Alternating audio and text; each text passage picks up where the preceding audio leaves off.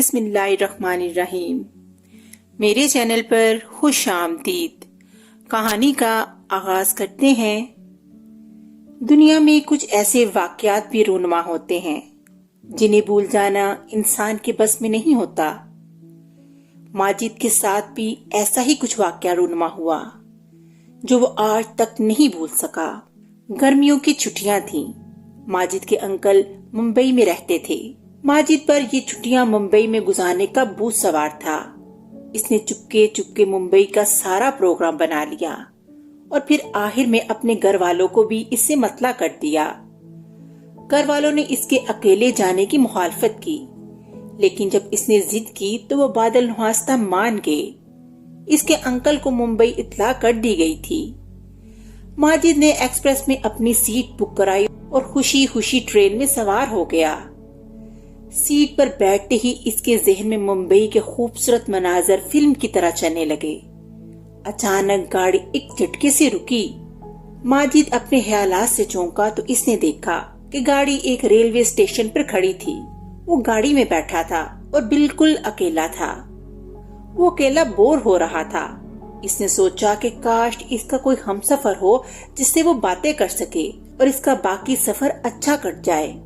اس نے وقت گزاری کے لیے ایک کہانیوں کی کتاب نکالی اور اسے پڑھنا شروع کر دیا۔ پڑھتے پڑھتے جانے کا وہ نیند کی گہری وادی میں اتر گیا اور اس کے خوابوں میں ممبئی کے حسین سپنے آنا شروع ہو گئے۔ بیدار ہوا تو وہ احمد آباد کا اسٹیشن میں آ چکا تھا۔ اس نے اپنا تھرمس نکالا اور کپ میں چائے ڈال کر چسکیاں لینے لگا۔ دفتن اس کے کمپارٹمنٹ میں دو خواتین داخل ہوئیں۔ ان کے منہ دوپٹوں سے چھپے ہوئے تھے۔ گاڑی احمد آباد سے روانہ ہو گئی۔ دونوں خواتین سامنے والی سیٹوں پر بیٹھ گئیں۔ کچھ ہی دیر بعد خواتین سسکیاں بٹتے ہوئی معلوم ہوئیں۔ ماجد کو بہت تعجب اور حیرت ہوئی۔ پہلے تو وہ خاموش رہا، پھر نہ رہ سکا تو پوچھ ہی بیٹھا، بہن آپ دونوں کیوں رو رہی ہیں اور آپ کو کہاں جانا ہے؟ ان میں سے ایک خاتون نے جواب دیا، ہمیں ممبئی جانا ہے۔ یہ کہہ کر وہ دوبارہ سسکیاں بھرنے لگی۔ لیکن آپ یہ تو بتائیں آپ کیوں رو رہی ہیں؟ ماجد نے پوچھا۔ دوسری خاتون بولی، دونوں بدنصیب بہنیں ہیں۔ ہم احمد آباد کے ایک گاؤں میں رہتی ہیں۔ ہمارے ماں باپ مر چکے ہیں۔ چچا اور چچی کے پاس رہتے ہیں۔ وہ ہم پر بہت ظلم کرتے تھے اور اب وہ ہم دونوں بہنوں کی دو عیاش امیر زادوں کے ہاتھ فروخت کرنے والے تھے، لیکن ہم دونوں موقع پا کر بھاگ گئے ہیں۔ اب ہم نے ممبئی جانے کا فیصلہ کیا ہے تاکہ وہاں جا کر کوئی نوکری ڈھونڈ سکے اور اپنی زندگی بسر کر سکے۔ ان کی مختصر سی داستان سن کر ماجد اداس ہو گیا۔ اس نے ان سے کہا، دیکھو بہن، میرے چچا ممبئی میں رہتے ہیں اور سرکاری محکمے میں ایک بہت بڑے افسر ہیں۔ میں انہی سے ملنے کے لیے جا رہا ہوں۔ میں ان سے کہوں گا کہ وہ آپ کو کسی جگہ ملازم رکھوا دیں۔ دونوں بیک وقت بولی، بھائی آپ کا بہت بہت شکریہ۔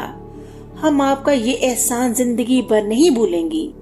اتنے میں گاڑی اسٹیشن پر رکی۔ ماجد نے ان سے کھانے وغیرہ کے بارے میں پوچھا تو انہوں نے بڑے دکھ بھرے لہجے میں جواب دیا، ہمیں تو روٹی ملتی ہی کہاں تھی، اگر ملتی بھی تھی تو آدھی سوکھی روٹی ملتی تھی۔ ماجد نے انہیں اپنے ٹفن سے کھانا نکال کے دیا جو ان دونوں نے شکریہ کے ساتھ قبول کر لیا۔ ماجد کا دل ان کے لیے رحم کے جذبات سے بھرا ہوا تھا۔ کھانے کے بعد ان میں سے ایک خاتون نے 2 پیکٹ بسکٹ کے نکالے اور ان میں سے ایک بہن کو اور ایک ماجد کو دیا۔ ماجد نے انکار کرنا مناسب نہ سمجھا اور پیکٹ قبول کر لیا۔ ماجد نے بسکٹ کا پیکٹ کھول کر بسکٹ کھانا شروع کیے تو اسے ان کا ذائقہ بڑا عجیب سا لگا، لیکن اس نے رواداری میں پورا پیکٹ کھا لیا۔ اچانک ماجد کو یوں محسوس ہوا جیسے اس کا سر گھوم رہا ہے۔ اس نے سنبھلنے کے لیے بہت ہاتھ پیر مارے، مگر چند لمحوں میں وہ بے ہوش ہو گیا اور پھر اسے کچھ ہوش نہ رہا۔ اٹھو میرے لال، اٹھو میرے چاند۔ یہ الفاظ سن کر ماجد نے آنکھیں کھول دیں۔ وہ سب کو اجنبی نظروں سے دیکھ رہا تھا۔